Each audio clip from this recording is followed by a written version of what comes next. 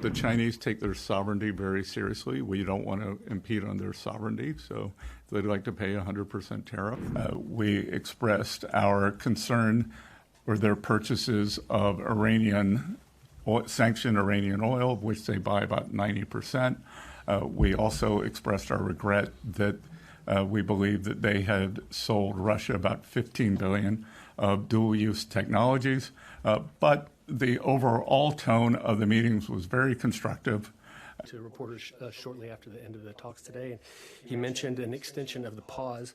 And of course, we were here, in the first purpose to confirm the implementation of what was agreed in London in terms of accelerating the flow of rare earth magnets from China to U.S. companies. And then we were able to discuss further how to make sure that the entire U.S. supply chain, including those that go through third countries, could be accelerated. Thank you.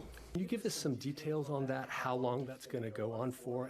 And again, I think it was the level of momentum and the entire reordering that President Trump has done of the global trading system. So now here you have the two largest economies in negotiation. And as I've said before, and we reiterated to them, we don't want to decouple. We just need to de-risk with certain strategic industries. And if I could just throw in another one, what do you say to lawmakers? That China is the most imbalanced economy in modern times. And I think they're 30% of global manufacturing.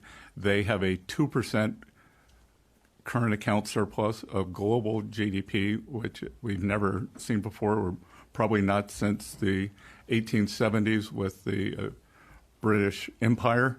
And that's not sustainable. So the tariff levels will have quite a bit to do with that. States and others who are concerned that concessions. But my guess is that over time, that the other economies, developed economies, will start increasing their tariff barriers, and the global South, they just can't absorb all this Chinese production.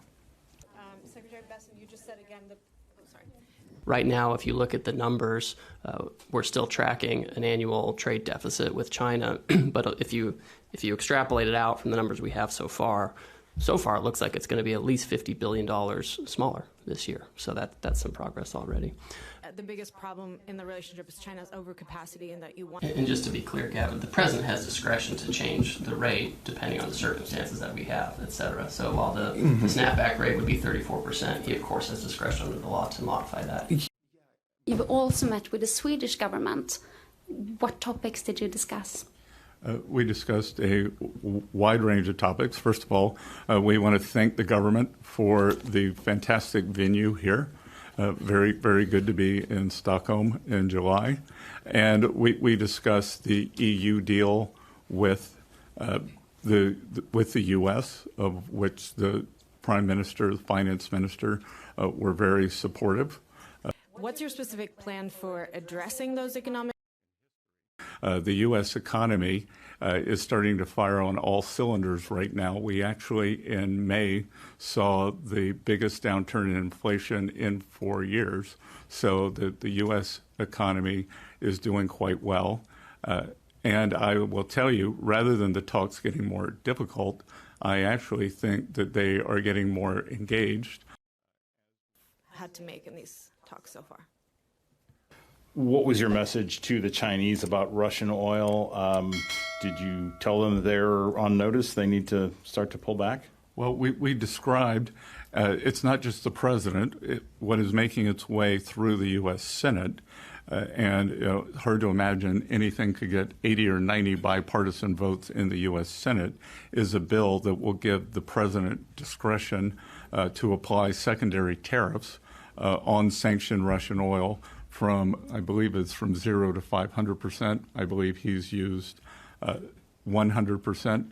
And we've heard from several of our European counterparts, NATO allies, even Canada, well, Canada is in NATO, that they will be following on that. So we would expect most of the Western alliance that has been supporting Ukraine to follow on that. So I think anyone who buys sanctioned Russian oil should be ready for this.